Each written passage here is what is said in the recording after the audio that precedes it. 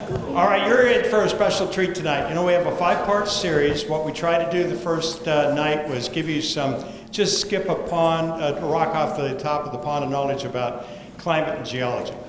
So that sets up the second night about ecology, because ecology is all about using the physical world and all of the energies that go through it. And now after we've given you ecology, there's going to be humans that come in to use those ecological things. And so tonight we have a special presenter, because no way could I present anything that came close to what this guy can. This is Dr. John Parker, and he has been in Lake County forever, a few days short of forever. And he has studied everything about the ecology, or the economy, everything about the archaeology here. And I think he's had 40 digs here, something like that, that's been presented. Who knows? I forget what it was, but that led to the State Historical Park at Anderson Marsh.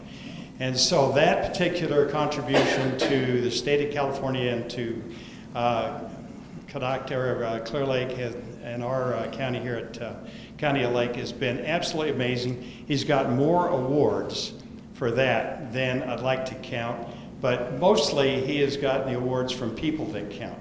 And the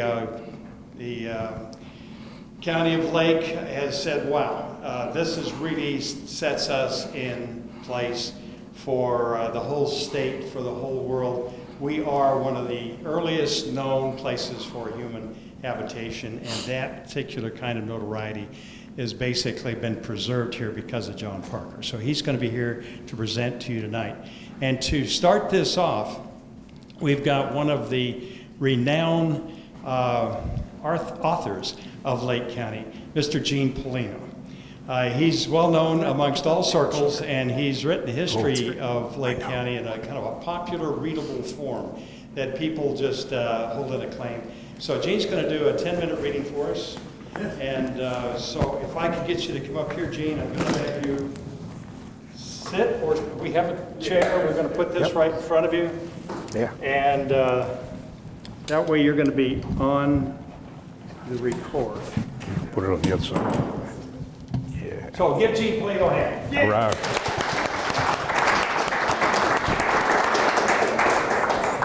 Where's Cleo?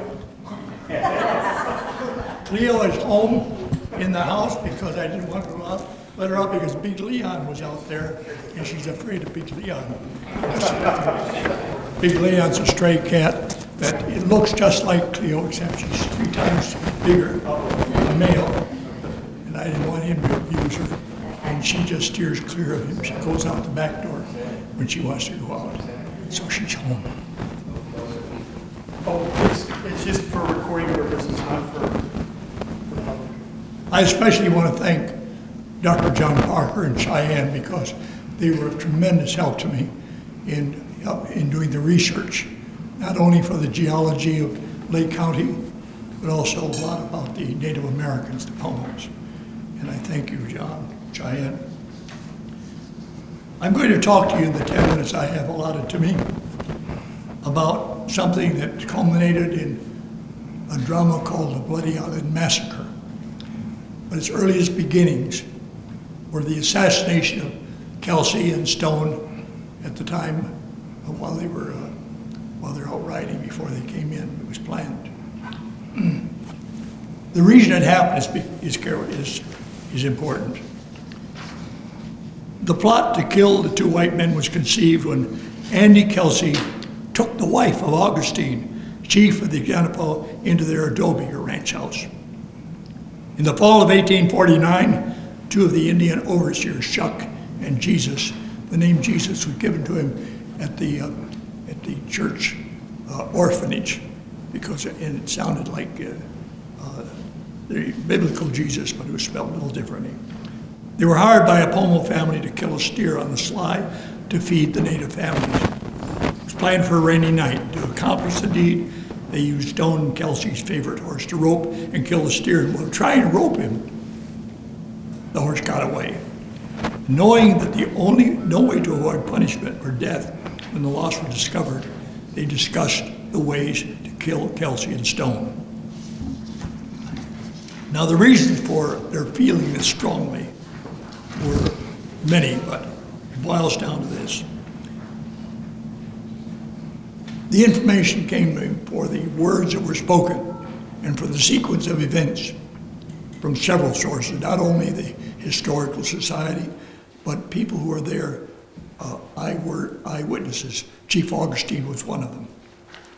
Now began a discussion of the reasons for the killing.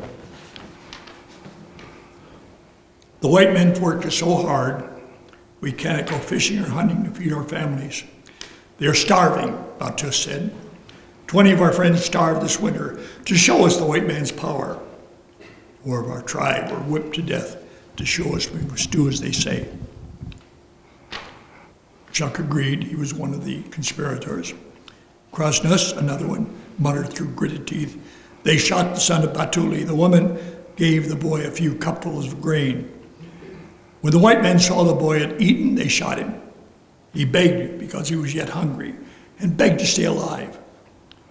Now Stone and Kelsey demand we bring our wives and our children, our daughters, to defile them so they might pick the pretty ones and defile them for sport. When some of our brothers refused, they were tortured by being hung up by their hands and horsewhipped for sport. It is true," Jesus added, "they demand all Native Americans of the Habanatu and the Kulanapu tribes, all Pomos, must be in their huts by dark, and they whip any Indians they find after dark. Or they tie them to the ground or against a tree with rawhide to die from thirst in the sun for all the next day."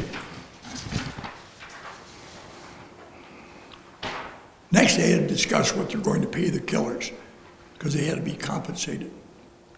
"Let us pay these men 16,000 shell beads," Jesus proposed. "That's a fair price for killing such men." Chuck agreed, and the bounty was set. Meanwhile, they persuaded the servant boys and girls to make ready for the attack at daybreak. "Hide as many weapons, knives, bows, arrows, throwing spears, and axes as you can find inside the house. You'll make our task easier," Chuck told them. And immediately the wide-eyed younger Pomo left to begin their task. The 5 conspirators made ready for the dawn. Then next comes the assassination. Now, as I wrote, it's all in this book, History of Lake County. It's really 100 different stories, and that was one of the big ones. The next morning, as he always did, Stone brought a cast iron pot of coals out of the house to light a fire under a pot of wheat for the natives to eat. The 5 ringleaders were waiting. Now, I have oatmeal for my breakfast every morning, but that's about all they had to eat. One of the 5, Okanas, also known as Coyote Jim, took Chuck's bow, and he shot Charles Stone in the stomach with an arrow at close range. The arrow didn't penetrate deeply, and Stone was able to pull it out as he ran. His only weapon of defense was an iron pot, and as he fought his way back to the house, Stone managed to break one of the attacker's arms with a single blow. Andrew Kelsey, hearing the ruckus, appeared at the door. He said, "Stop this!" He cried out in Spanish to his attackers. To no avail. As he ran toward the creek, Jesus shot him in the back with an arrow. That slowed him down, but he kept running. Pulling the arrow from his back, he leaped into the stream, and on the other side, more natives waited. One of the men was Jola, a man Kelsey believed he could trust. "Save me, Jola," he said. "I cannot," he replied. "If I try to save you, I shall be killed." The other attackers crossed the stream and reached the other bank. Holding Kelsey, who was weak from loss of blood, a second Indian, known as Big Jim, held Kelsey with Jola. Big Jim bore Kelsey no love. His son had been killed by Kelsey, and he was not about to release his prisoner. At that moment, Big Jim's wife, Dapitel, arrived. "This is the man that killed our son. Here is your chance for revenge," he told his wife. With a spear, she stabbed Kelsey through the heart. They left his body in the riverbank for the coyotes to eat. Meanwhile, back at the house, the 2 leaders of the revolt furtively climbed the stairs looking for Charles Stone. They followed his blood trail to the loft. Stone's foot was just visible on the upstairs landing, and to make sure he was really dead, they took the point of an arrow because they thought he might be pretending that he was dead. Scratched an arrow, tip across the stone's soul, while the other man waited with drawn bow to commit the coup de grace, but he was dead. And Stone was also the same person that survived starvation and cannibalism with the Donner Party in the Sierra Mountain during the fierce storm 3 years earlier. The last words he said after all the people were gathered and they were dead, he got on the balcony and said, his final words were, "Come, take all the food you wish," he called to the people below in the yard. And that was the beginning. And I won't go into it because that was the only part that I had time to tell you about. Then the vigilantes gathered together, and they went from farm to farm, gathering any person that was not familiar to the owner, and killed him or tortured him. Finally, about 2 years later, someone whose name is now lining some of the streets and streams we have, Captain Lyons, came along with the Union Army, and thus began the Bloody Island Massacre, an entirely new story. Now, you're only getting a vignette, but like I said, I wanted to take the 10 minutes I had allotted to me and stop there. But it's all over. All right, thank you.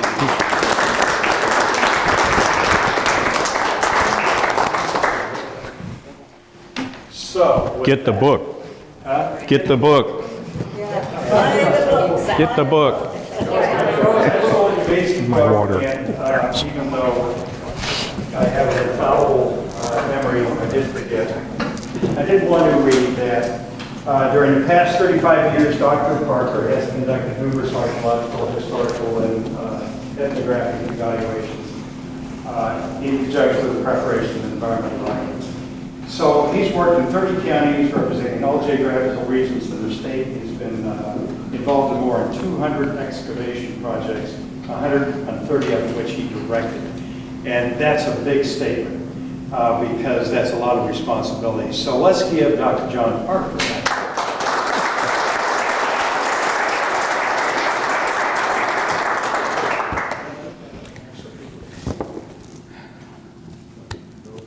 So I've been doing archaeology in Lake County for 47 years. I don't know all there is to know. I learn new stuff every day. I have a PhD in archaeology, but everyone in this room has a PhD in something.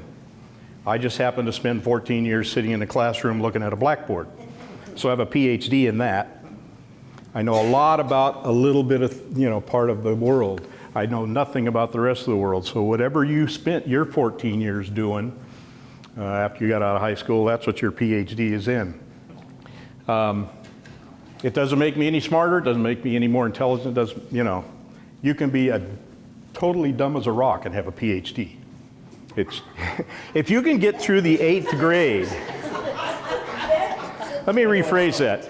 If you can get through the 8th grade, you can get a PhD. You don't do anything more difficult than you did getting through the 8th grade. You just have to do a lot more of it. That's all there is. And there's some politics involved. You got to scratch the backs of some old, farty old professors and stuff. Anyway.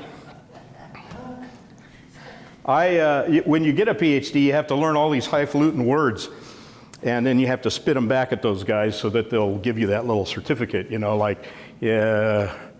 let's see, superposition, and, that kind of stuff. It's like, I can stand here and say, oh yeah, we have, the superposition of these soils here, and they're or I can just say layers of soil.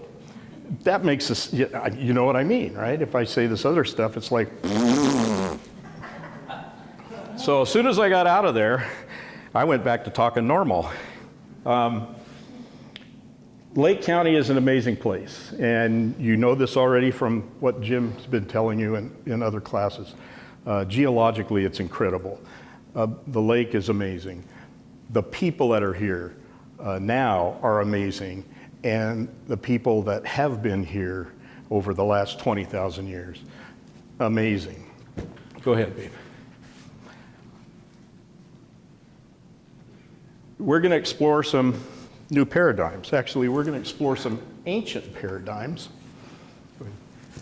as we explore them, we might view the world around us. It helps if we examine how other cultures look at that same world. We have our own paradigm of how we look at the world. What did they see when they looked out of their houses? How did they learn about the world around them? What experiences did they have to overcome? What was their paradigm for life? So that's what I'm going to talk about this evening. I'm going to look at the indigenous culture as it existed just before the Europeans disrupted it. We'll go back as far back in time as we have verifiable evidence. And from that beginning, we'll explore the changes that took place over the past. Changes in their environment, in their population, in their technology, their cultural system, that led up to where they were at the time of the European disruption. So, how their view of the world.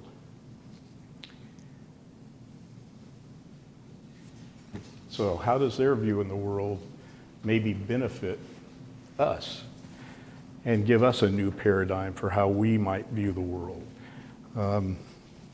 Our culture is, we have blinders on a lot of the time. We're very ethnocentric. We're very, our culture is the best in the world. I hear that all the time. No, it's not. It's just one culture in the world, and it's good for us, but every other culture is good for the people in it.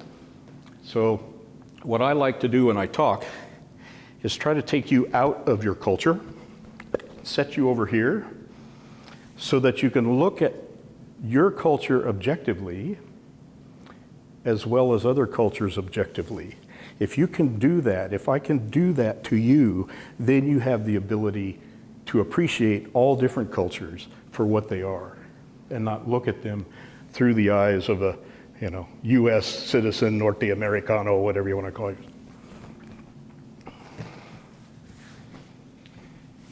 So, just before European invasion, this is what the culture was like as remembered by tribal elders who were around at the time of the Bloody Island Massacre. In fact, one of the main tribal elders that was interviewed by the anthropologists at the turn of the century, that late 1800s, was a shaman by the name of Wocox. Wocox lived right here in Lucerne, in the village of Chigom. We know more about the village of Chigom than we know about any other village in Lake County, because in 1919, Edward Winslow Gifford interviewed 3 of the members of the village of Chigom. And this book is all about who was married to who, what houses were lived in. They had 3 different chiefs. Each chief was responsible for a certain number of the 20 houses that made up the village of Chigom. And these were elders that, one was 5 years old at the time of the Bloody Island Massacre, and another of the elders was about 10 years older than him, and actually escaped the Bloody Island Massacre by hiding in the Tuiles. So these are people that were here at the time of the European disruption. Go ahead. So at the time the Europeans arrived, this is what the Lake County map looked like. These are all villages, camps. The dotted lines here represent boundaries between tribal communities. Go ahead. Central village sites and seasonal campsites. If you break it down to just the political centers, we've got 11 tribes. We have 11 political centers. He was talking about the Habinapo and the Hulanapo, the 2 groups that Stone and Kelsey had enslaved, basically. You probably know about Anderson Marsh. We're at the Khoi territory. If you go up to the Clear Lake Oaks, you have the Elim community. On Anderson Island, Camdot. The very first massacre in Lake County occurred there in 1843 when Vallejo and 80 of his men came up looking for Native Americans to take back to his Sonoma Rancho to harvest his wheat crop. No one wanted to come with him. So one of his cohorts ran a lance through the chief at Cam Dot. They managed to get most of the village in the dance house. They locked the door and set it on fire. We actually know about all this because one of Vallejo's men kept a diary, a very detailed diary of what went on. And he said they could hear the screams of people inside the dance house. They had their interpreter speak to them through the walls, saying that if you agree to come to Sonoma with us, we'll open the door and let you out of there. What they heard back was, we would rather die in here by burning than to go with you to your ranch. The smoke was seen by the folks at Elim. Those guys got their bows and arrows and headed that way, and Vallejo and his 80 men hightailed it out of Lake County. He was no longer really allowed in Lake County again, which is why he sold the cattle and the grazing rights to Stone and Kelsey, because he knew he was not welcome here. Good. So, how many people were living around the lake? Well, we know about how many people were in each house and how many houses were in a village. So if you calculate all that, we get about 7,000 people just before European contact. My guess is this is about half of what the original population was before European diseases swept through in the 1500s. As soon as that first Spanish conquistador landed in Central America, those diseases swept through North and South America and killed at least half of the native population before the next European arrived. You know, these people live based on trade and exchange with their neighbors, and it doesn't take long for smallpox to spread all around. Go ahead. But they did experience 6,000 years of stability and peace. They controlled the trade network that spanned most of California and eastward to Nevada. They were the makers of the shell bead money that was the medium of exchange throughout Northern California. The society, the culture was amazing. Go ahead. Village life.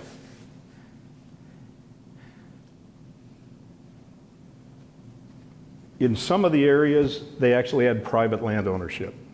That is unheard of in tribal societies. In tribal societies, everything is usually communal. It's not until you get to a state society that you actually get this concept of private land ownership. The Pomo had it already. Go ahead. The village itself was considered communal, but the lands beyond the village, and especially groves of oak trees, stable resources, were considered privately owned by families. In the southern and eastern arm of the lake, they actually had named tracts of land. The main villages were on islands. The mainland was divided into tracts of land. Each tract of land had a name, belonged to one of the families. Everyone in the village knew everybody's tract of land and where it stopped and where it started. My guess is that it was learned around the campfire as a song in the evenings so that the children would learn tracts of land, that's... So each village had a captain. Balakwi would be a man, or Balak Beted if it was a woman. Could be either way. Sometimes each extended family in a village would have a captain, as was the case here in Chigom. And those family captains would form a council and choose among one of them to be the overall village captain. The captains were responsible for calling ceremonial gatherings, entertaining guests. If you wanted a resource on someone else's land, you asked the village captain for permission.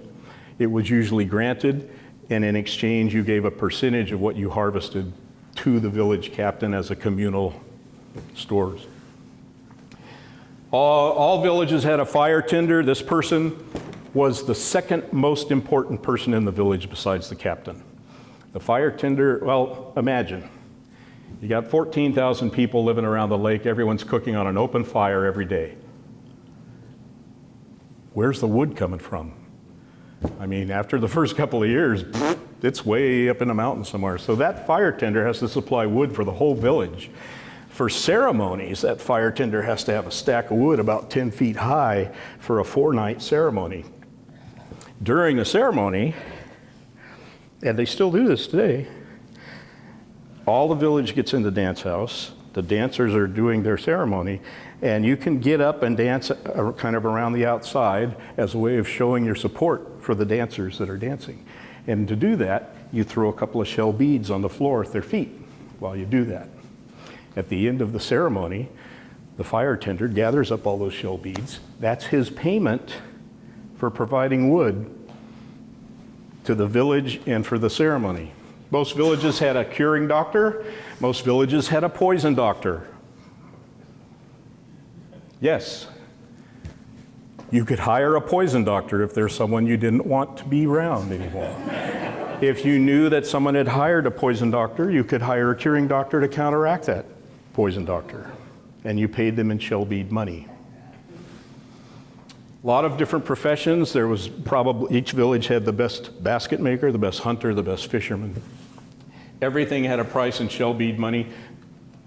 This is a picture taken by Edward S. Curtis, part of his portraits of American Indians. And you look at this picture and what you see is a beautiful Pomo woman. What she's doing is she's showing you how wealthy she is by all those strings of shell beads. This is a 1906 photo taken at Big Valley of Ka'aidano using a pump drill to make shell beads. He's sitting on a woven tule mat. This is Gail Whiterock from Elim. Her grandfather taught her how to make shell beads.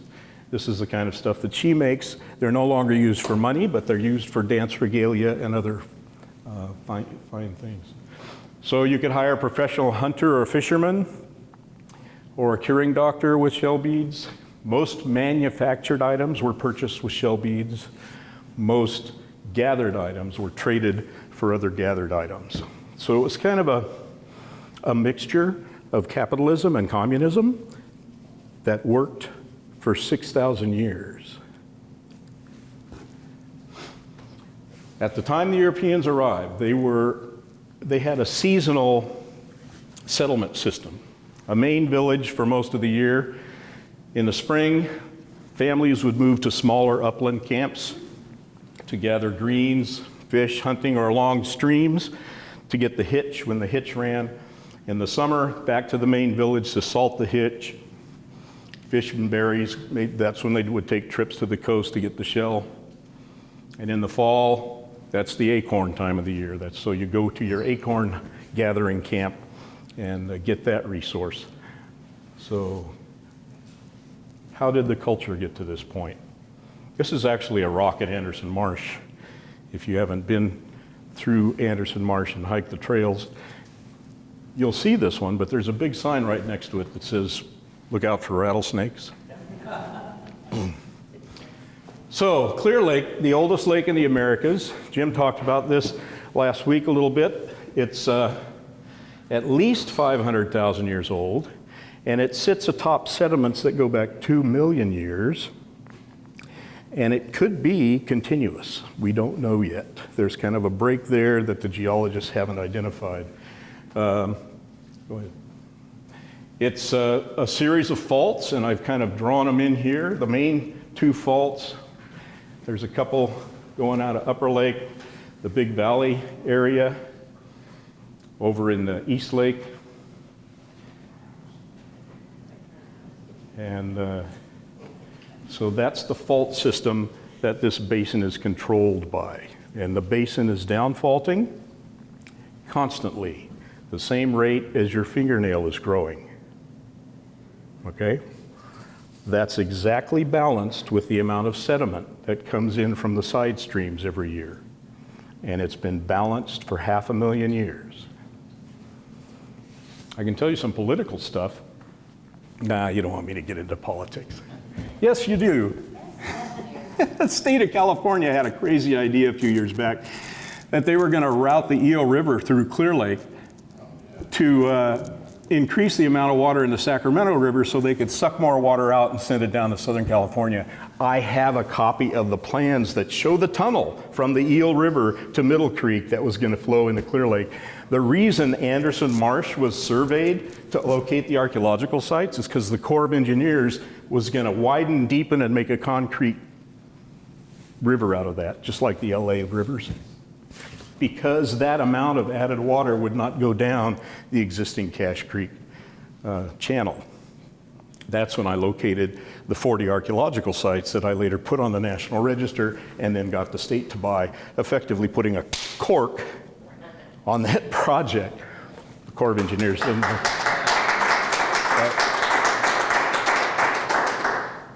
But this, go ahead. The lake, yeah. What's it? Oh, nope, the other way. The other button. There we go, there we go, there we go, there we go. Yeah. Oh, back up one. Yeah, there we go. Yeah. This part of the lake down here was just Tule Marsh up until about 11,000 years ago, and then it became, we have deep water vegetation in the lake after 11,000 years ago. During the last global warming period, the lake shrunk in size, and it's had different outflow channels during the past. It's 500,000 years old.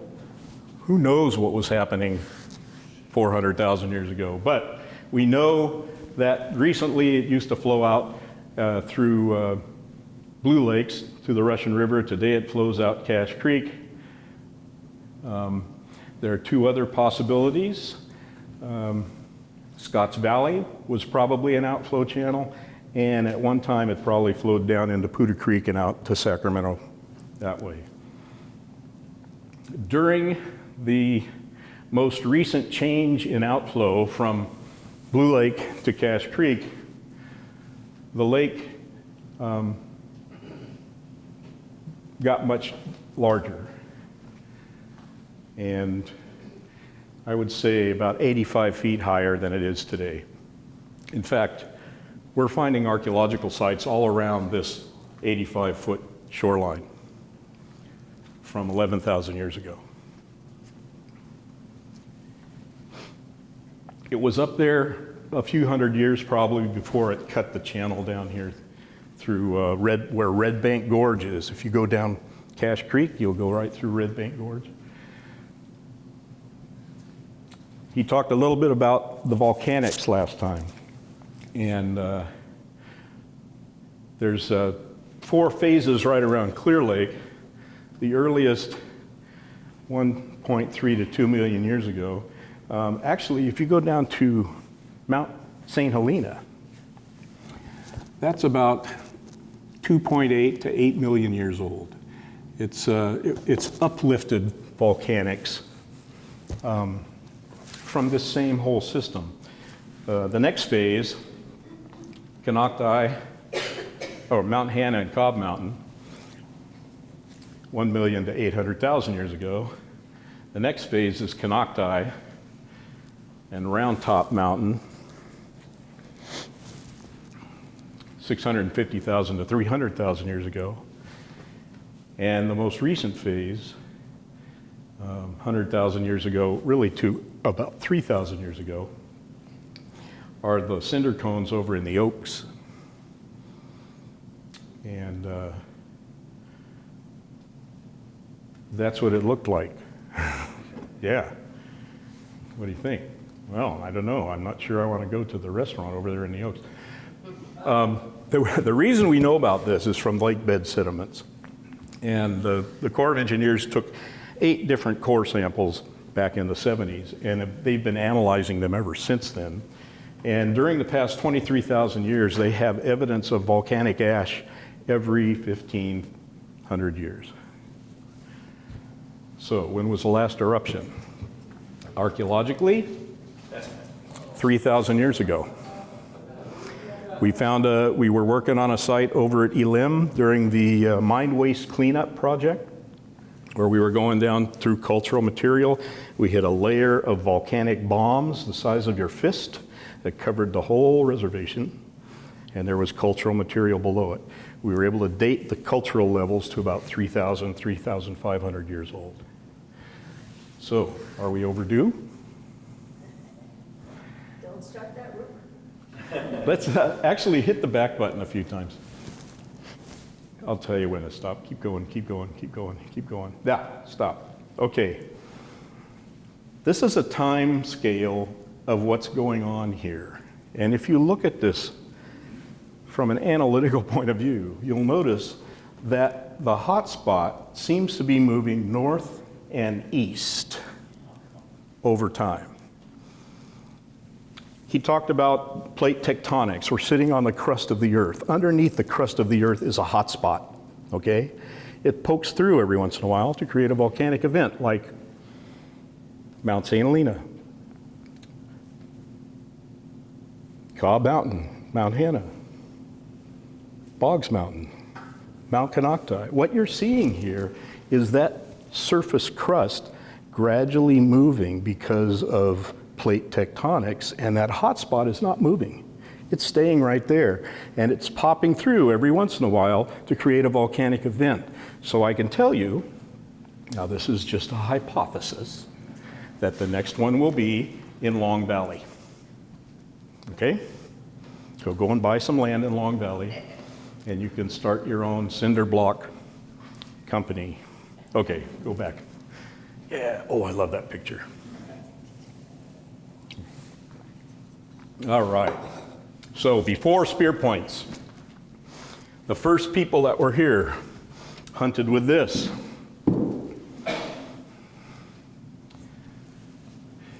And these are the animals that they hunted with. They hunted this with. So you're gonna walk up to a woolly mammoth with something like this and say, hey, arr. No, you're not going to, and they didn't. And the woolly mammoths fared very well during this time period. They had nothing to fear from these humans. But they did have stone tools. They were very simple stone tools. Go ahead. The environment at the time during the Ice Age, it was raining here year-round. Lots of wetlands. This is what the shoreline of Clear Lake looked like. We found this slide in an ancient site. Sorry, no. Pine and cedar, too fast. Pine and cedar forests dominated the lake basin, very few oaks. Oaks don't like wet root systems. So that's what it looked like during the last Ice Age. Go ahead. This is the only artifact we have from that period. We don't know anything about these people. You can't really tell anything about them from the artifact other than they were here. It's made of Napa obsidian, has a hydration reading that tells me it was manufactured about 21,000 years ago. It is the oldest stone tool in North America.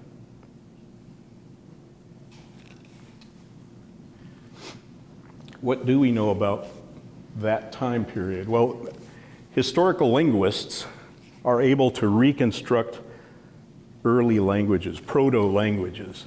We know that during the last Ice Age, two major language families were living in North America, the Hokan and the Yukian.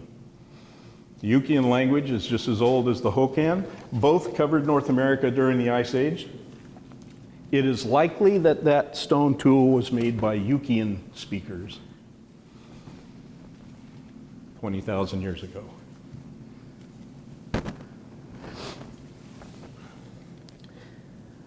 But they weren't permanent. They wandered here and there. They didn't really have a settled culture, we don't think. We think the first permanent people were the Hokan speakers that came into the area probably 14,000 years ago. And this is just a hypothesis. I talk about facts and hypotheses, and you know what a hypothesis is, right? It's just an intelligent guess. So A lot of what I'm telling you is intelligent guesses based on facts, and I'll tell you what the facts are. Go ahead. These are the locations of archaeological sites 11,000 to 14,000 years ago. And these site locations tell me that some people came up Cache Creek from the Central Valley and settled along the shores of this lake. Probably kept very close ties to their parent villages in the Central Valley. Anytime a group of people colonizes a new location, they always keep close ties with their mother country, if you want to call it. At that time, 14,000 years ago, we have the two oldest spear points that have been found in North America. Those are 14,500 years old. These were found over at Elim. These are Clovis and Folsom points that were found at Borax Lake. The Borax Lake site at the north end of the town of Clear Lake is now a National Historic Landmark because it's one of the best evidences of early man in California, although these are only 12,000 years old. Before we found these were the oldest points in North America, Clovis and Folsom points. Now we're back 2,000 years earlier with spear points. So, 2,000 years earlier, those woolly mammoths didn't have any fear of this. But when you put one of those on the tip of this, then the woolly mammoths get a little nervous. They still weren't going to go after woolly mammoths as a hunting thing, But you don't have to hunt woolly mammoths to make them go extinct. If you take out enough of their prey, they're not going to survive. You're not going to hunt a saber-toothed tiger, probably. But if you take out enough of the saber-toothed tiger's full food supply, the saber-toothed tiger is not going to be able to regenerate its population. Woolly mammoths don't have babies very often. Maybe one every 7 years, maybe two. They're not like humans. What are we? We're in heat 24/7, right? Yeah. So it turns out those animals that became extinct at the end of the Ice Age are all animals that didn't have offspring, a lot of offspring at a time. So it wouldn't have taken much to cause their extinction. There's a lot of debate going on right now over whether it was caused by the end of the Ice Age. Well, maybe, but it shouldn't, because there's still Ice Age weather patterns in Canada and Alaska, right? They should still be there. So I don't buy that. There's also some idea that maybe there was a virus or something that went around and killed them all. I don't really buy that either. I think humans had a lot to do with it. We're still doing that. So, large thrusting spears, that size, but with a stone tip. Some chopping tools, no milling tools. Diet was easy hand to mouth. You didn't even have to cook. You just grabbed the berries and shoved them in your mouth. You took up a root, you ate it. Fish, shellfish. What was the culture like?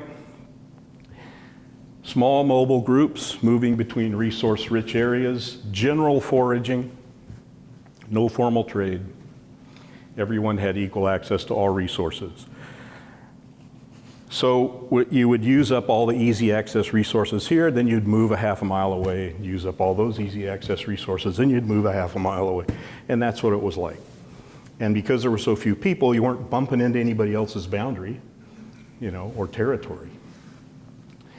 We know about the last global warming because of the core samples in Clear Lake and in another lake in Japan called Lake Biwa. This is just one of the core samples, and they study the pollen grains found throughout the core sample. And about 8,000 years ago, there's a dramatic decrease in the pine and conifer and redwood pollen, and a major increase in oak and grasses. So that shows the last global warming started 8,000 years ago and lasted for 4,000 years. It's called the ultithermal by the scientists. And July temperatures, much hotter. Today was pretty hot, add about 5 degrees to today. And 5 inches less rain a year. So the lush forests that came all the way down to the lake were transferred and turned into grasslands and oak, savanna. Those Ice Age forests are still here, but they're up on the ridge tops, waiting for the next Ice Age to come back down. We would have had another global warming in 16,000 years, because that's the Earth's temperature balance. We go through an ice age, a global warming, an ice age, a global warming, and it would have happened again, but not in my lifetime. So we have this global warming. This, by the way, is when, this is global, right? You study the Middle East, this is when all of those plants and animals were domesticated in the Middle East. This is when potatoes and corn and all of the stuff in Central America was domesticated. Everyone was dealing with this problem, including the Pomo around Clear Lake. Scattered wetlands dry up. Those roaming groups of people going after the easy gathered resources have to come together in larger groups around reliable water sources. Luckily, Clear Lake is a pretty reliable water source. So environmental changes, this is a fact right here. This fact is the inhabited site area around the Clear Lake Basin over the past 10,000 years. But I'm using this fact to jump to a hypothesis. And the hypothesis is the more site area that's inhabited, the more people there are. The less site area that's inhabited, the less people there are. So can you follow me? Does that make sense? Is anybody asleep already? No? Okay.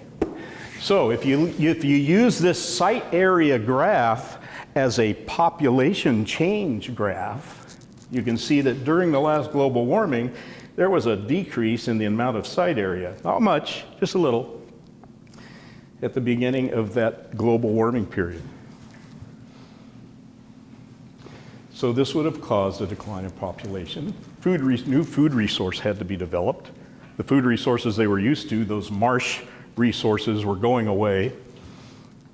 So we get a new technology, new kinds of spear points. The scarcity of the easy hand-to-mouth food required a new technology that would use what was available during the global warming period, grass seeds.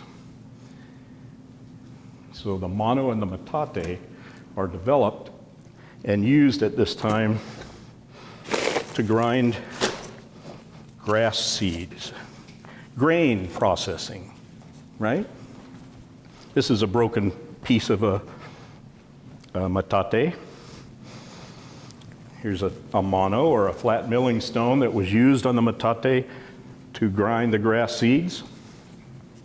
In fact, it was used so much it was made smooth, and they had to take another rock and peck it to roughen it up again to be able to use it again.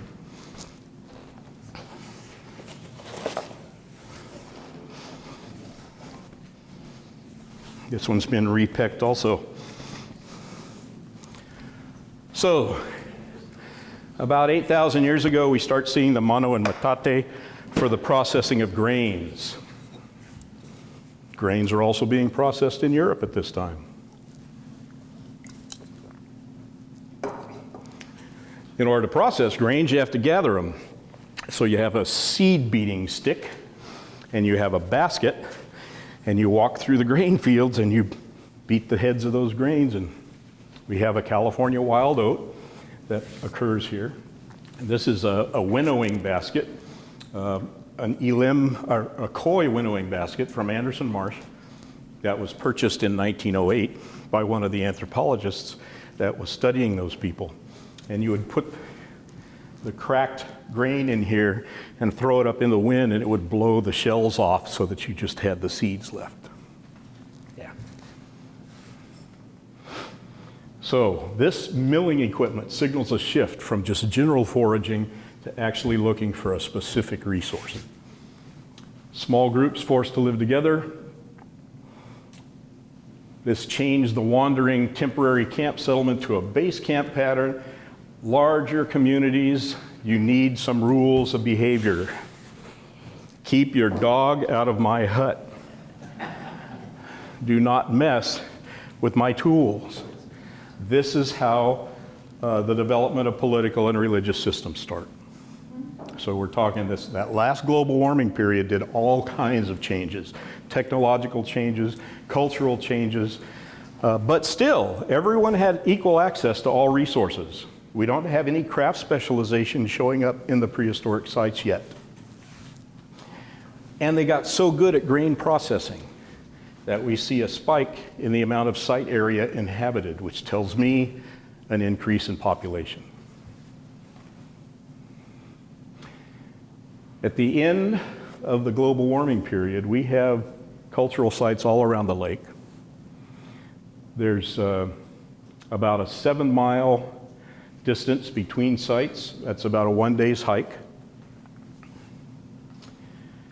And during this period, right at the end of the global warming period, the population actually outgrew the available grain resources and had to come up with a new food resource. They were overpopulated. They were overpopulated 8,000 years ago when the global warming hit. They were populated to a level that the food resource base was at that time. But when global warming hit and the food resource took a dip, they found themselves overpopulated. So how did they deal with that? New technology. Get a new food resource. So they were so good at that new technology that their population grew up to the availability of that food resource, and they became overpopulated again. So they needed a new food technology and a new resource.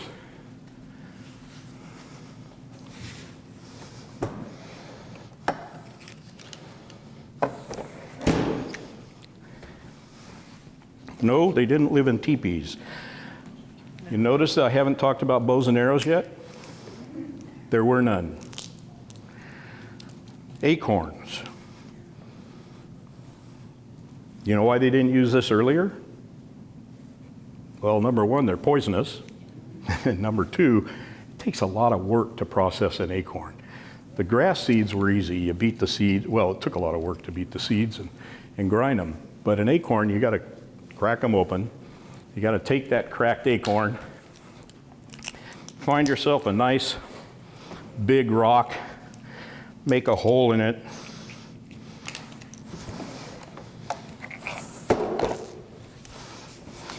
put those acorns in there, grab another rock. I mean, just manufacturing this tool right here took a lot of manpower, a lot of time, a lot of work time. And this is the sound that you would hear in every village around the lake. This was it. You could hear this all the way across the lake, from Lakeport, Shigom, Chabenapo, Hulanapo, Emdat, Oi, Chabe Maktolel, Danocha,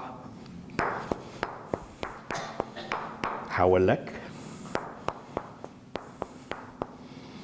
So you get it nice and powdery, it's still poisonous. You have to take it down to the creek, make a little depression in the sand, lay some leaves down, pour this out over the leaves, dribble water over it for half an hour to leach out the tannic acid, and then you can eat it. Anybody ever eaten poi? Put your hand up if you've tried poi. Yeah? How about library paste?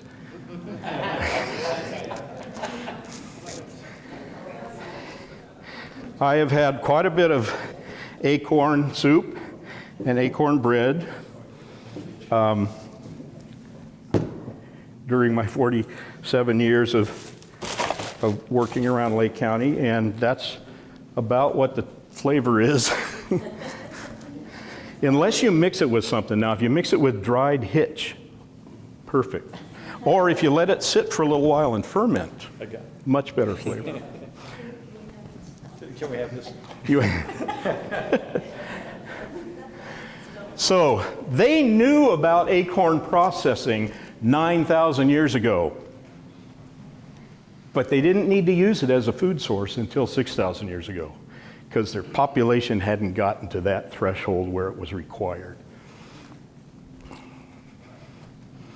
It was added to the seed grinding toolkit. When you get a new technology, you don't do away with the old one. I mean, just because we have backhoes doesn't mean we stop using shovels, right? So everything's an add-on to the new toolkits. We have a new hunting technology which comes in at this time called the dart and atlatl. It's a little stick that's an extension of your arm, and the atlatl, the dart, is a two-piece shaft. The part of the shaft has the tip on it like this. This is actually from 1906, made down Cache Creek, and this is how it's used. It's very accurate at about 50 yards, a lot of force, and because the tip comes loose from the shaft, it stays with whatever you hit and has a better chance of bringing it down. Plus, it takes a lot more energy to make a shaft than it does a stone tip. These are some that I've made. The large ones are thrusting spear tips. The smaller ones are dart points. I can crank out a tip in about a half an hour, a spear tip. Because I don't do it very often, it takes me a half an hour. If I was a native person that had to do this on a daily or weekly basis, I could probably crank one of these out in 5 minutes. The shaft, on the other hand, takes a lot longer to manufacture. So we get acorn processing coming in, and look what happens to the amount of site area inhabited in the Clear Lake Basin. Wow, that's an incredible food resource. And then we get a huge drop, and it turns out, back up.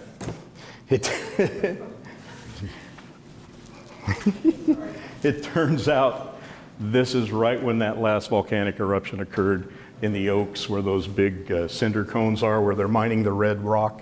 Yeah, they were here. People were living here. We have stories told by Middletown, Wapo, of the fire, the mountain that was on fire.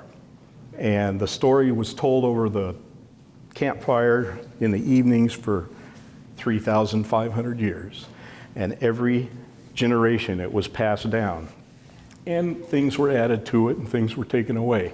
But the gist of the story is there, that this fire on the mountain lasted for a long time. They brought in 4 different doctors to try to put out that fire, and finally the 4th doctor was able to put it out. That's actually a story, and it was written down, translated from the Wapo language, written down, and I was able to read it, but I don't have a copy of it, so I don't know. Anyway, yeah, it was. So 6,000 years ago, we have these sites every 7 miles around a lakeshore. We've got group territorial boundaries established so that resources in another area must be traded for. This is when shell bead manufacturing begins and forms a money economy used in that trade. And this is when people are living in a central village and they start moving to smaller camps seasonally to take advantage of those special resources that are only available during certain seasons. And we're going to take about a 10-minute break now. So get up, stretch, go, ah! And then we'll talk some more later.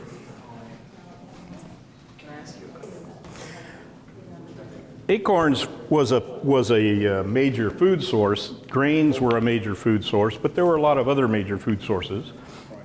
They played a lot of golf back then. And I'll pass these around, and you can... Yes, we find these in the literature. Smells like clay. Don't lick it. Oh, You know what? Look, she's already licking it. Oh, sorry. What are those for?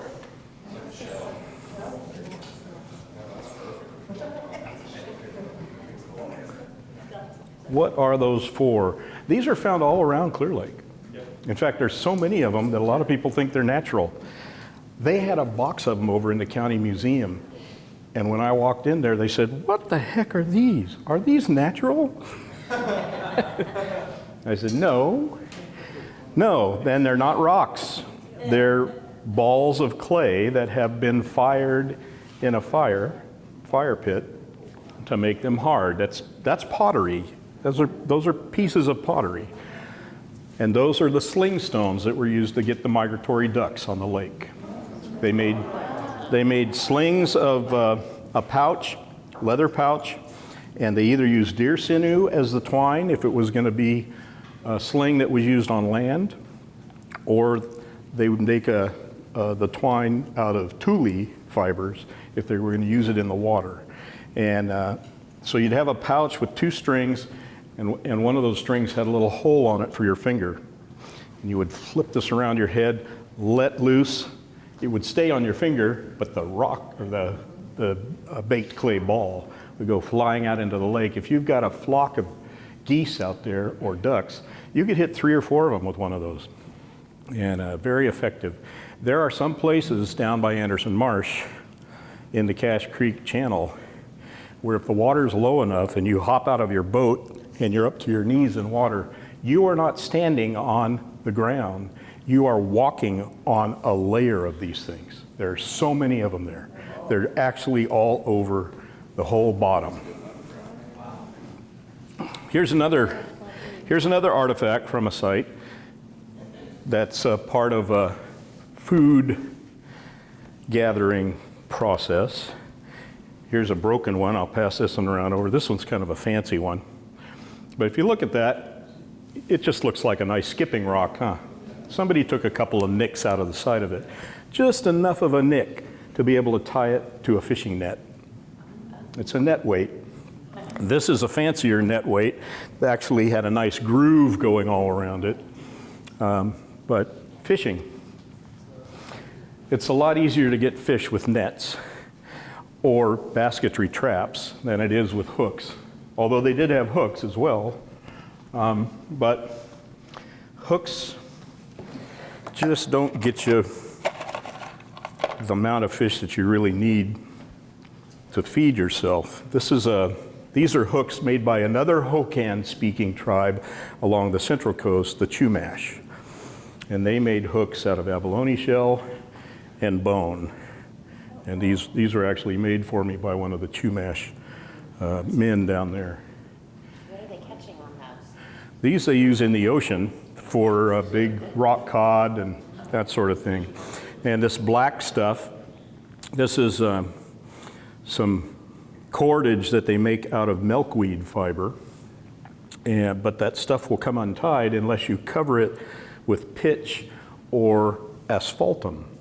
And all along the California coast, you get this natural oil seeps, asphaltum, washing up on the beaches. So they would gather the asphaltum and use it to waterproof baskets to do this kind of stuff. Cheyenne and I were working on an archaeological site down in San Luis Obispo County, and we found a mortar, upside down mortar. She actually pulled it out of the ground, and it was broken. About a third of it was broken, totally missing. But I looked at this mortar, and there was a line of black asphaltum that went all the way around it. This mortar had broken in this camp, but they needed it, so they took the broken piece, put asphaltum on the broken face, glued it back together, wrapped it with twine, and asphaltum that twine to repair that mortar so that it could still be used in camp. That's one of the most cool things that we ever found. What else? You know, I talk a lot about hunting. They really weren't much. It was more, we have this hunting stuff, these spears and these darts and atlatls. advances in hunting techniques really weren't done to increase the amount of animal food they took in. It was more a way of maintaining the same amount.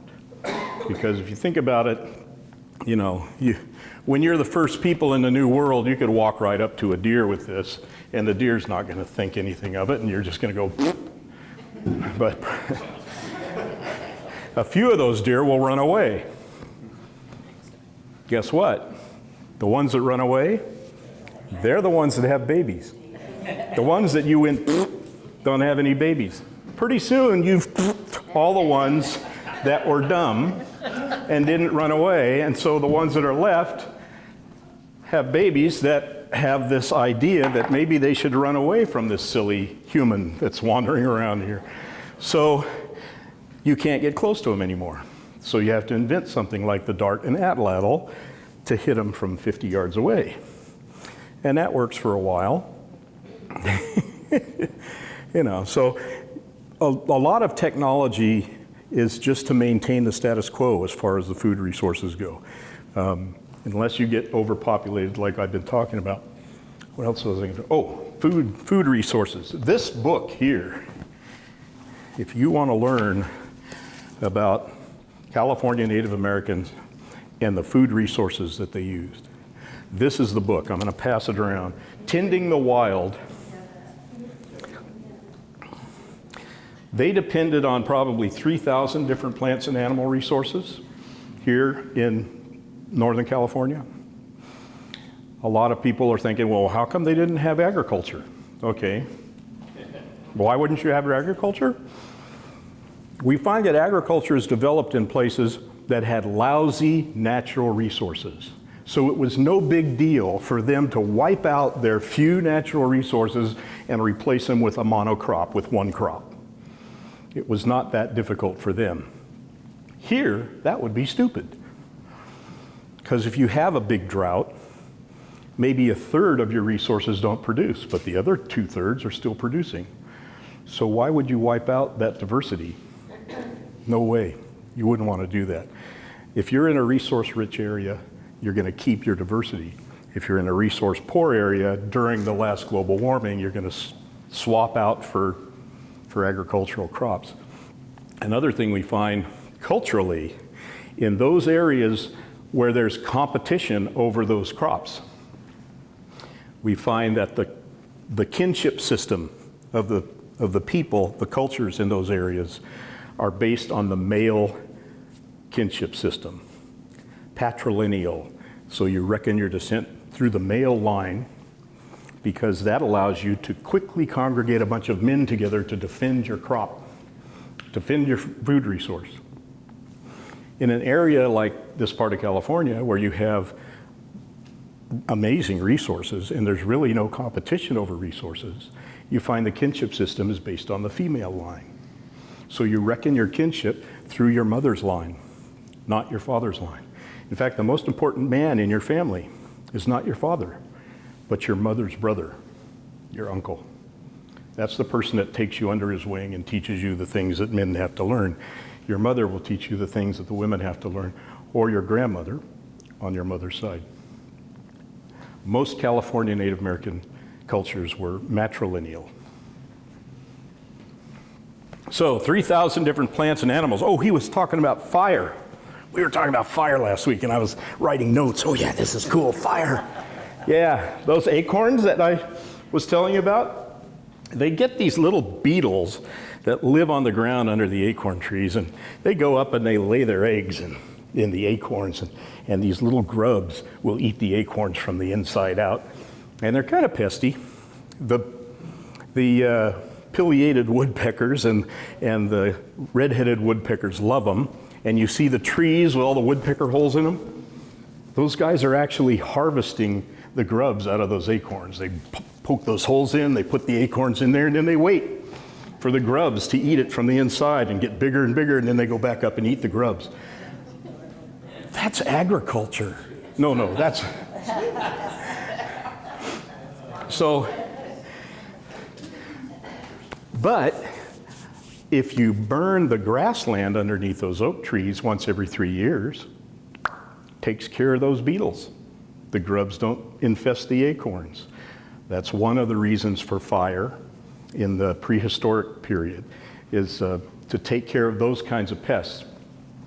Another thing is, if you're in a grassland area, you get this list of species that live there.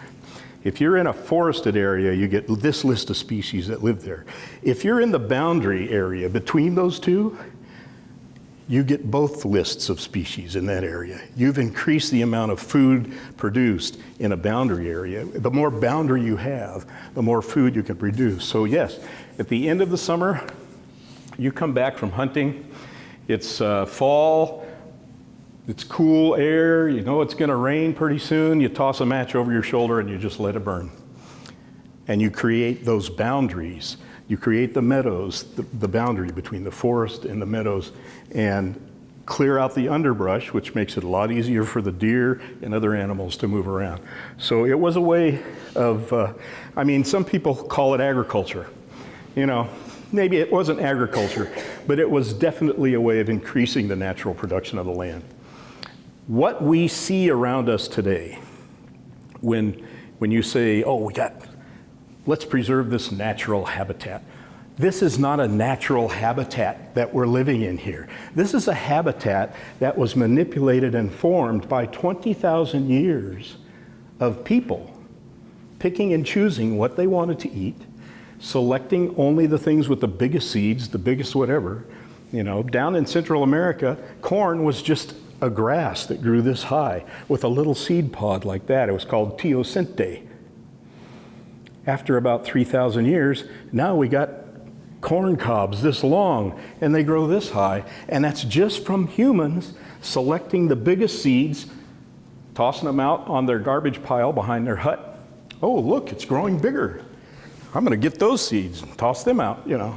And pretty soon, you change the genetics of the crop. It's human selection, and it's been happening in California for 20,000 years.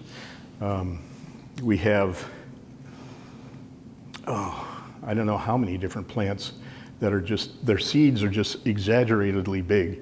And most people aren't even aware of it. You know, it's like, oh yeah, well, look at that.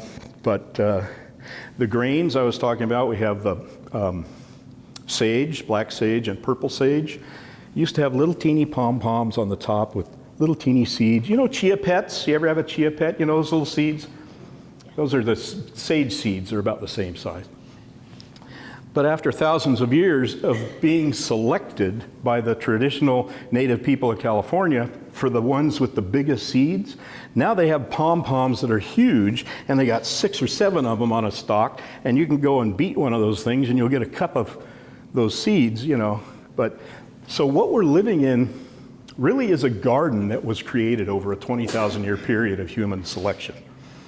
And most, you know, I bump into a lot of ecologists and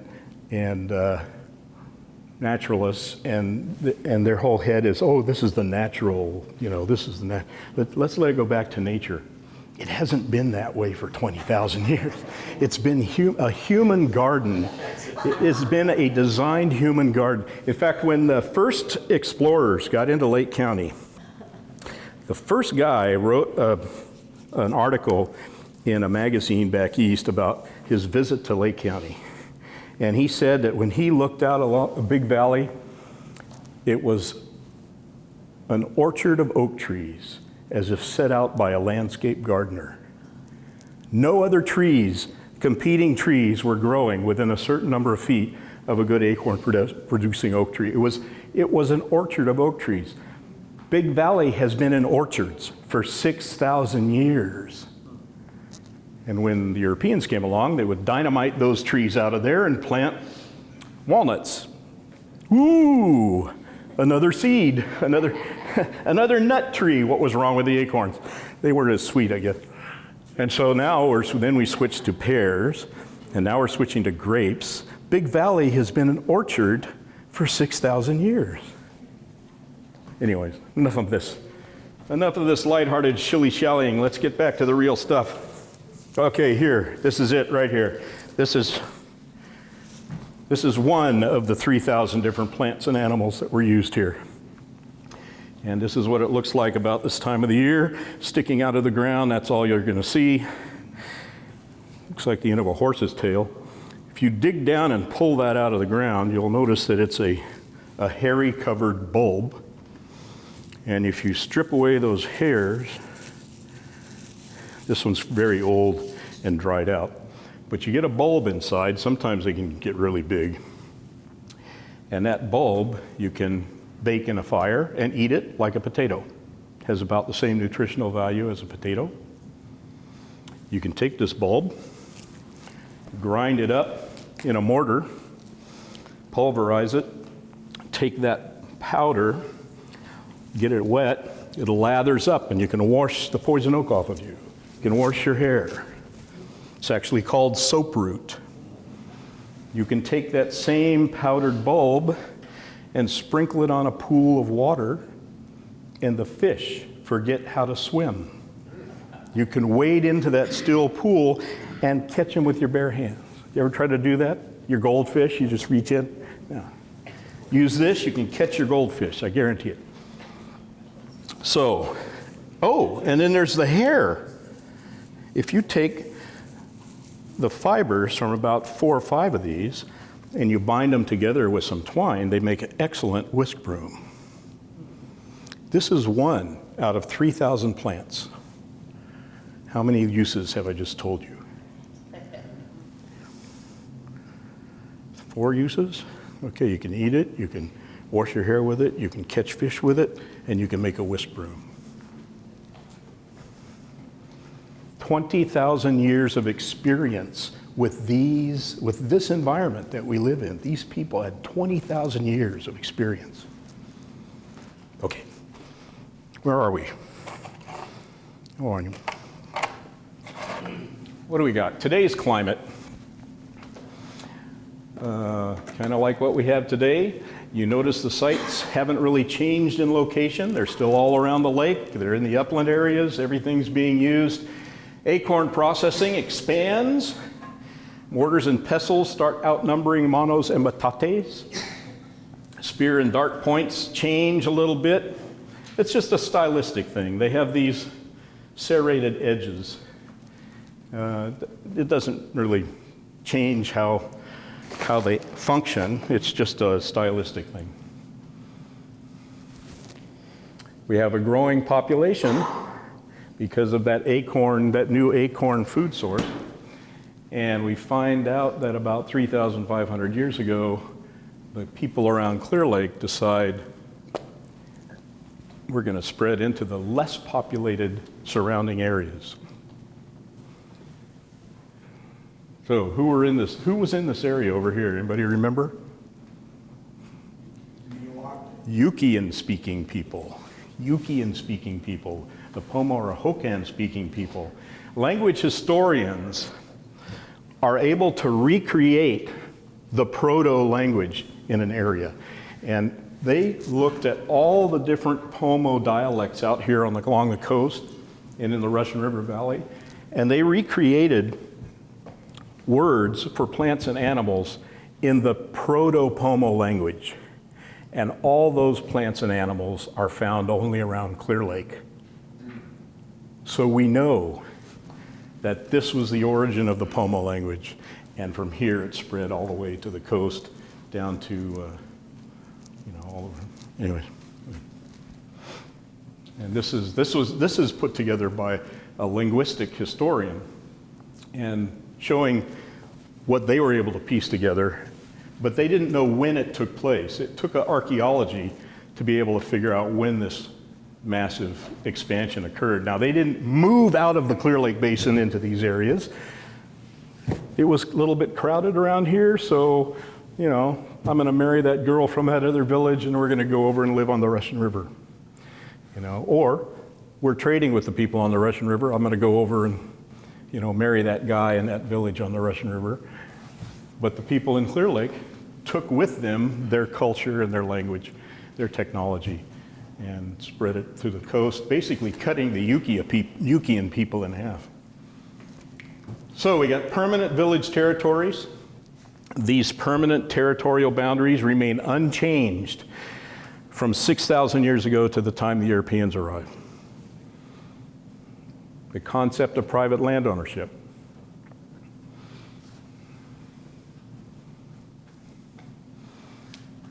Sometimes it wasn't tracts of land, sometimes it was family that just owned groves of oak trees. Yeah.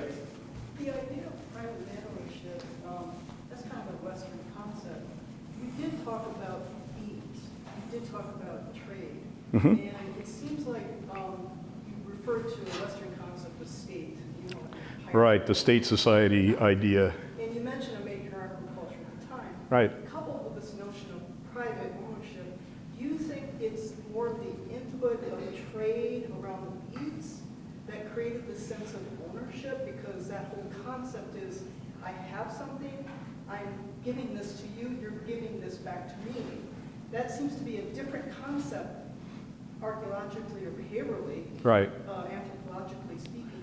Than paying something for something. Of course. Right. So therefore, that would explain you have a major agriculture still existing with sharing. Right. But you have this concept of private land ownership in terms of owning something or having, if not owning, Right. having something. Yeah, and it only had to do with stationary resources. Trees, a rock outcrop. You could go hunting and fishing on anyone's private tract, because the fish don't pay attention to those boundaries and the deer don't pay attention to those boundaries. So it was there was a communal part of that. And the way it was done is, like I said, the main village was on an island. These individual tracts of land were on the mainland and went from the lakeshore to the uplands for each family. Each family had access to every resource in that, from the lakeshore all the way to the ridgetop. So it was private land ownership, but it didn't take away the fact that everyone had equal access to all resources. You know what I mean? So it sounds like it was a geologically informed relation to the lake that you could have access. You could have that private land ownership and still have equal access to all the resources. How are you defining private? You're not allowed to collect acorns from my oak trees Without permission? without permission. Right. Yeah. Some permission given. Permission given. Right. Okay. You know, and if you were from another tribe, you could, like for instance, the Elam and the Khoi owned the Borax Lake obsidian flow. One of the most important obsidian sources in California, traded throughout California and into Nevada. If you wanted access to that obsidian, all you had to do was ask the tribal captain, and the tribal captain would give you access. But in return, a percentage of what you obtained, you would give back to that tribal captain as basically as payment for being able to have access to the source. So, yeah, it's and it's 6,000 years, no warfare, you know, no movement of culture really in 6,000 years, as far as the tribal territories go. So, you know, that's. And I don't know of anywhere else in the world where one group of people has lived for 14,500 years. So for stability, you're saying? Stability, yeah. And I think that stability was mainly because of the resources, the rich resources around the lake. So actually, the very first place that I discovered the shell bead money manufacture was right here in Lucerne, when Caltrans decided to widen the road through town to put in that center left turn lane. And right over here at the boat launching park, we did an excavation. And I was shaking the screen, and these little teeny pieces of stone turned up. And I just started scratching my head because they look like they've been chipped by hand. And then when I turned them on end, every one of them was exactly a triangular cross section. And I'm going, yeah, this is not natural. This is something that's been man-made.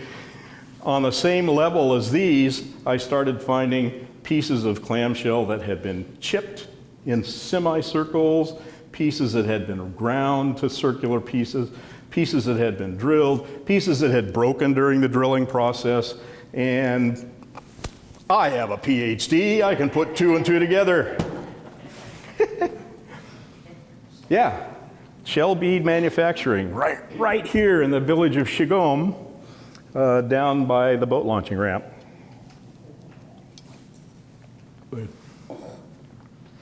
So, just before European invasion, we get a new technology for processing acorns. The old bowl mortar would only hold a few acorns. So you make a basket that has a hole in the middle, and you put it on a flat rock, and it's a hopper, and you can pound and pulverize way more acorns with the same amount of effort, although she does not look very happy. That's an 1850s line drawing of a pomo lady processing acorns. Finally, 500 years before the Europeans arrived, the bow and arrow shows up in archaeological sites.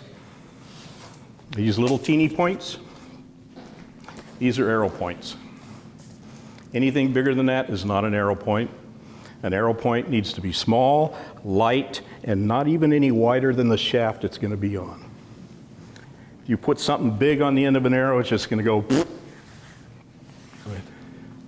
So if you've been around Lake County for any amount of time, you've probably picked these up. They're all over the place. Where did your bow and arrow, what do they think of where the bow and arrow came from? How it came about? It probably came across the Bering Strait. I know that it existed in China 6,000 years ago, but it didn't really come here until 500 years before the Europeans arrived. It wasn't really needed. So then we got the Europeans, and we just screw everything up. This is actually a 1906 photograph of the Elim Indian colony. And these people that are living here in the last 200 years, they've gone through so much more change than they ever dreamed they would have gone through. They've gone through way more change in the last 200 years than they had in the 6,000 years preceding it. And the record of that change and how they dealt with it still exists in the ground as part of historic sites, both Native American and European historic sites. There were a couple of questions. There was a question about how do we know how old this was chipped? How long ago was this chipped? Obsidian hydration. It's a dating technique that we stole from geologists. In fact, if you look at this piece of obsidian, you see there's a piece, part of it here that's really dull and gray, but where it's been chipped, it's nice and shiny. This is Napa obsidian. I'll pass it around, don't cut yourself. When you take a piece of obsidian and you chip it, you expose a new surface to the atmosphere. And that surface of the rock starts to absorb moisture from the atmosphere. And it seeps into the outer layer of the rock 1 micron every 1,000 years. Okay? So, if you take that chipped obsidian and you lay it on its side and you cut a little piece out of it, a thin section, grind it down really thin, and look at it under a petrographic microscope, you can actually see the thickness of that hydration, that water layer. Looks like a watermelon rind. And you can measure the thickness of that and tell how long ago that piece was chipped. Now that piece that's going around has a dull gray surface on one part of it. That's the natural surface from when it came out of the volcano so many hundreds of thousands of years ago. It's created so much hydration, so much water has seeped into the outer layer of that part of the rock that it's dull and gray. The rest I just chipped a couple of years ago, so it's nice and fresh, and there shouldn't be any hydration on that. So, what other kind of exciting stuff I got here? Oh. So how do you develop a money economy based on shells? Well, let's see. Anybody got a coin? Oh, I got one. A penny. It's round. Doesn't have a hole in it. But in China, they still have holes in their round coins. Both us, China, almost all the cultures around the world started their money economy with shell beads, round pieces of shell with holes in them. And people are not used to change. So if you're going to go to a metal-based money system, you better make it look like the shell bead that used to be traded in all the stores. Otherwise, people are going to say, no, I'm not going to take no wooden nickels from that guy. So how does that happen? Well, these are from an archaeological site over on the coast. These are limpets. They're called volcano limpets. They have little holes in them that are natural. They live on the rocks. And they're really cute, and you can string them, and they look really nice. And I can just imagine, now this is fantasy now, I can just imagine somebody from the coast having a necklace of these, and the people from Clear Lake go over there with their baskets of acorns. And say, you know, that looks really pretty. How about if I trade you this basket of acorns for that necklace you got there? Oh, okay. Sure, why not? And then the guy from that village goes back and says, hey, these Lake County people,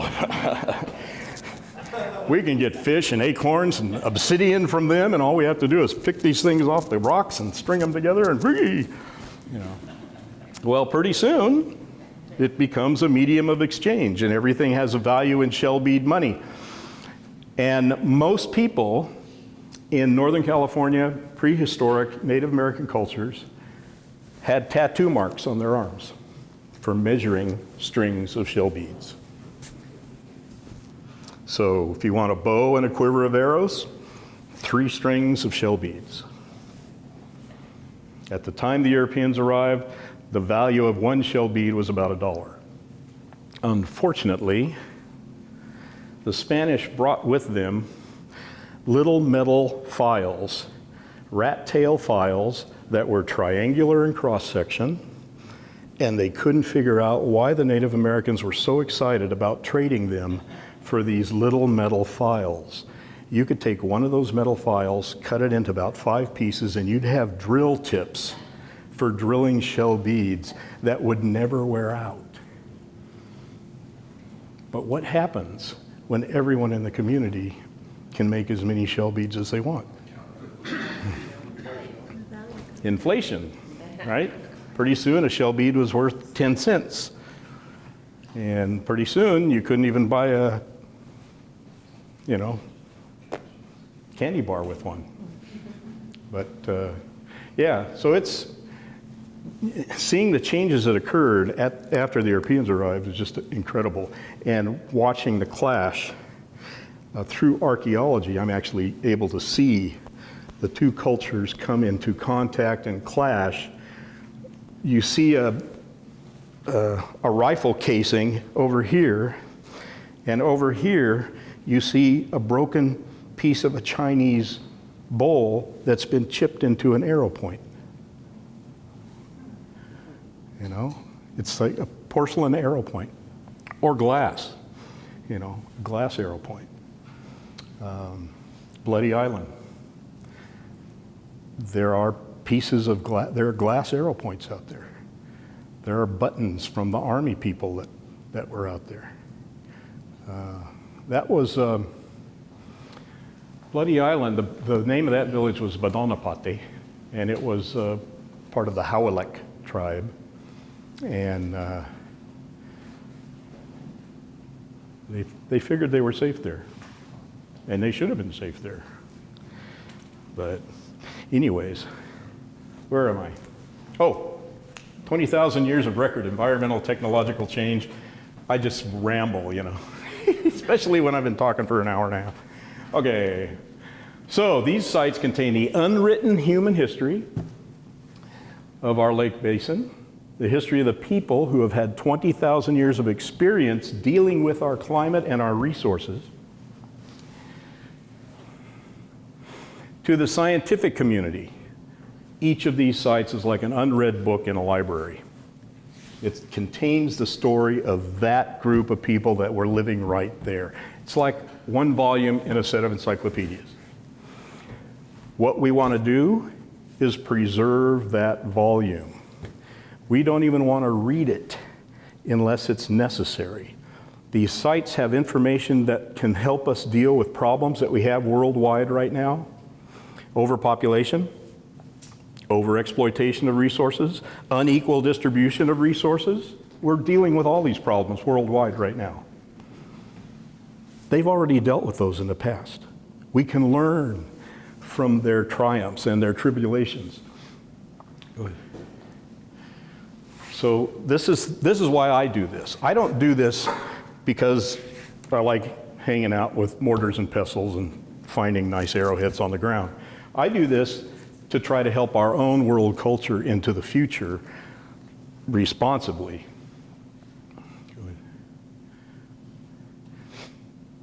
So yeah, they've already dealt with all of these things, and by studying these materials, we can reconstruct. We can construct the cultural systems and the technologies that they use to overcome these. So these are their ancient paradigms that we can better prepare our own world system. They're ancient paradigms, but for us, they're new because no one's ever seen them before. Those books are still in that library, as long as we don't bulldoze them. You know, in even doing archaeology, you're able to read each page in that book, but as soon as you read that page, you have to rip it out and burn it. Archaeologists destroy a site when we're digging through it. The only difference is we keep copious notes on each page as we read it. But we would much rather leave those books in the library for when that knowledge is needed. Right now, we have these problems that we're dealing with. So yeah, we might want to study some sites where overpopulation was a problem or unequal distribution of resources was a problem. 500 years from now, we may have a totally different world problems that we need to deal with. So we don't want to dig up all the sites now. We want to save those books so that we can use them to address those future problems that we don't even know we have yet. You know, so it's kind of a, there's two archaeological schools of thought. There's the preservationists, which you've probably detected I'm one, and then there's the excavationists, and those are archaeologists that think all these sites are deteriorating, let's dig them all up right now. Those guys don't get along with the Native American community very well. Preservationists like myself get along really well with the Native American community. We both want to preserve the sites, but for different reasons. For them, it's a spiritual connection to the elders and the land. Let's preserve that connection. For me, it's knowledge that we can use in the future. Let's preserve those books in the library, leave them alone. Yeah. They're still here. They're still adapting to change while maintaining their traditional culture. And questions and discussion. What didn't I get to? Somebody asked me something earlier and I said, I'm going to get to that, and I didn't get to it. Now that person's asleep, so I don't have to worry about it. Oh, yeah.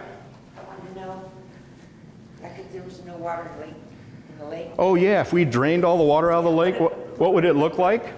I mean, it's just This whole upper end of the lake is only 25 feet deep, and it's perfectly flat all the way across.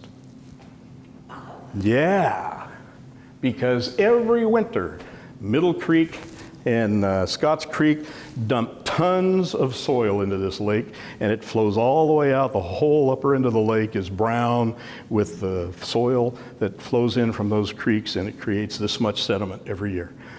And that's how much the lake basin down faults every year. So that's the balance.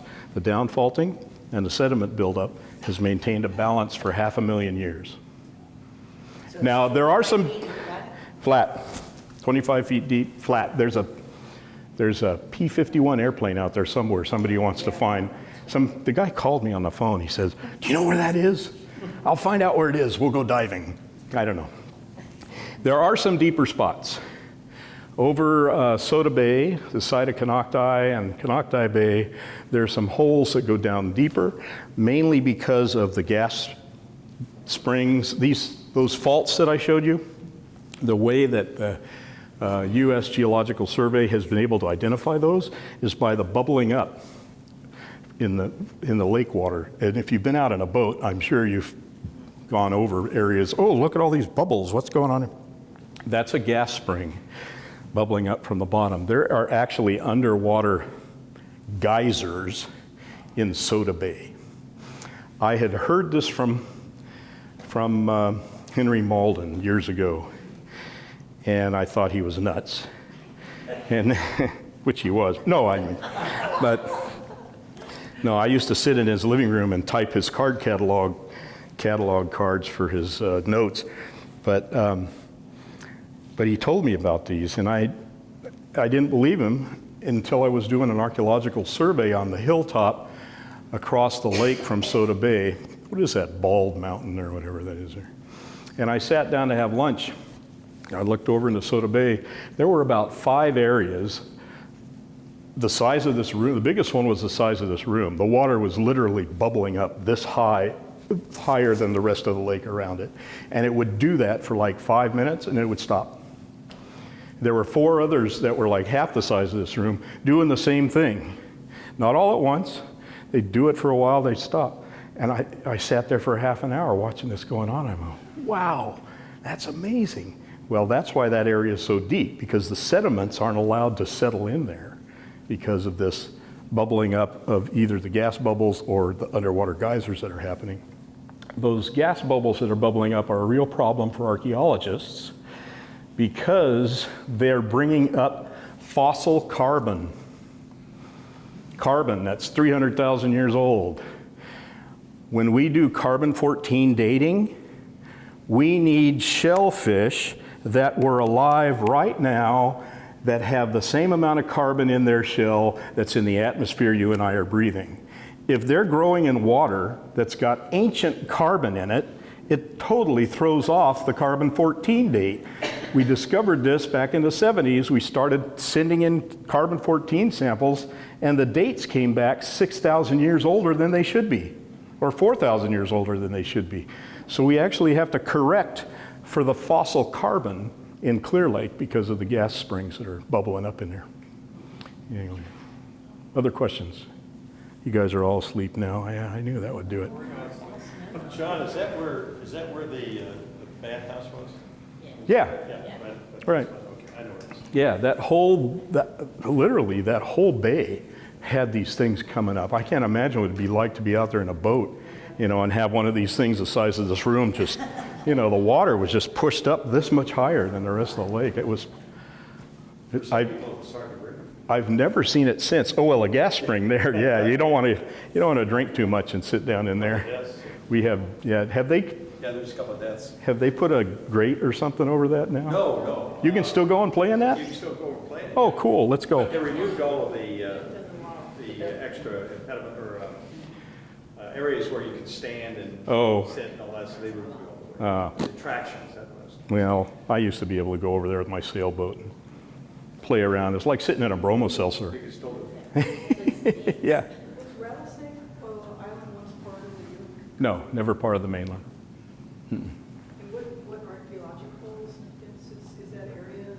Rattlesnake Island has 5 big archaeological sites on it that I nominated to the National Register of Historic Places in 2006. And it was the political and religious center for the Elim people, probably from 6,000 years ago up to the time the Europeans arrived, till 1872, when they decided to have the ghost dance. And people from all over this part of California came to Elim for the ghost dance, and that's when they moved the village to the mainland. They always had an overflow village on the mainland, but that's when they officially moved over to the mainland. Well, part of them. The rest of them moved over when the U.S. government decided to build houses on the mainland. And that's a whole nother lecture. But if you'd like to hear that one, I'd be happy to give it to you. Yeah, we can go into that. We can go into the EPA's $40 million worth of damage to archaeological sites at the Elim Reservation because they broke federal law in doing the cleanup work out there. We can go into that. I can talk to you about a lot of stuff. I can tell you about the 2 people that died trying to get Anderson Marsh turned into a park. and all the people that lost their jobs, because not all of this community wanted that to be a state park. The Lake County Chamber of Commerce wanted it to be an industrial park. Ooh. So the CEO of the Chamber of Commerce was fired because he was letting me use their pontoon boat to take state officials out to look at Anderson Marsh and the Fish and Game people and, you know, assemblymen and senators, you know, look at this is going to be good, yeah. And he even wrote a letter on their letterhead in support of the state park acquisition. And then the board found out and fired him. But that's a whole nother lecture. I've been around here a long time. I know. A series of classes you should schedule. Yeah, we need a craziness, yeah. Yes, my question concerns Mount St. Helena. I understand that was a sacred location to a certain Indian group that were related to the Clear Lake. It probably was. Those were the Wapo down there. Those were the Yukian-speaking people, the other oldest language in North America, besides the Hokan, which the Pomo are from. And it probably was. I know in this area, probably the most sacred mountain was Cobb Mountain. Cobb Mountain was the hub where territorial boundaries for 3 different language groups and 5 different dialect groups intersect on the top of Cobb Mountain. Maybe it was the geysers, I don't know. Lake County has all these hot springs, and I would think that they would be very special for the Native Americans. I'm sure they were. Places for healing. Yeah, I'm sure they were. The ethnographers that were talking to the elders back in the day didn't really ask too much about those. So, you know, we kind of have a limited amount of information about some things. You know, I wish they would have asked about everything. They talk a lot about tule boats. Well, there were just as many dugouts on Clear Lake as there were tule boats, but you never hear about the dugouts because these anthropologists had experienced dugouts all the way across the U.S. They get to Clear Lake, they see dugouts, it's no big deal. But boy, these tule boats, they're amazing. Let's write about those. You know, so that's all we hear about is the tule boats. There were as many dugouts on Clear Lake as there were tule boats. But tule boats are fun to make if you ever did. You're kind of referring to Mount St. Helena. Whole area is hunting over the mines. Yeah. Is there any interest in metals that are found in this area? In any of these? Native Americans had no interest in metals. No, their gold was magnesite. And magnesite is a kind of a white chalky rock. There's some outcrops of it down by Lower Lake. And they would take it and make it into cylinder-shaped beads, fire it. It gets kind of a salmon orange mottled kind of color to it. And if you had one of those, it was worth about 5 strings of shell beads. Yeah. Yeah.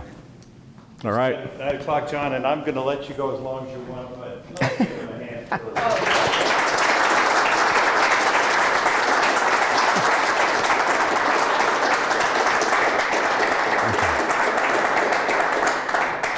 If you don't think that this is amazing and important stuff, then we're just not. Take one and pass it around.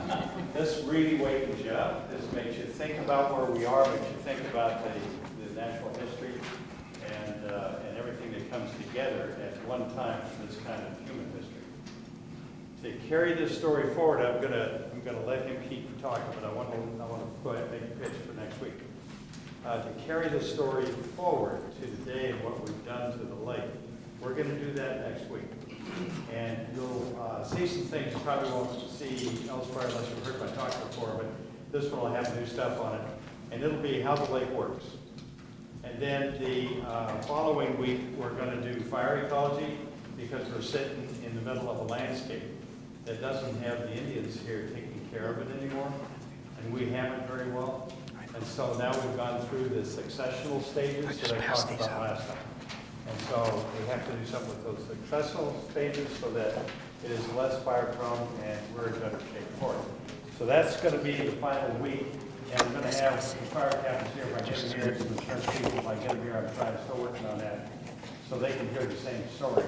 And maybe we can get some changes to how we're treated in Lake County because we're on the forefront of making things work just like those Native Americans were. So, John, is there anything else you want to add to this? I'm passing this around.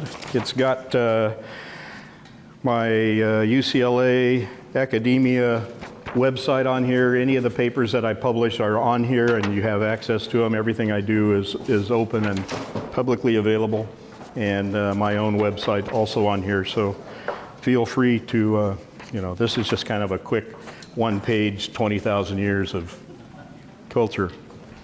All right. Thanks for coming out. It's fun. Be sure and capture this book title if you want to get it from Gene, and I think if you really want to just tell me, I can. Website. It's on book. So this is amazing reading. I'll leave it over here if you want to take that. Just a quick word about leaving tonight. Please don't go down the steps because you're at the lower parking lot. It's not lit, it's not safe. We'd rather everybody went out the front door and walk down the road. Thank you. Oh, don't go down.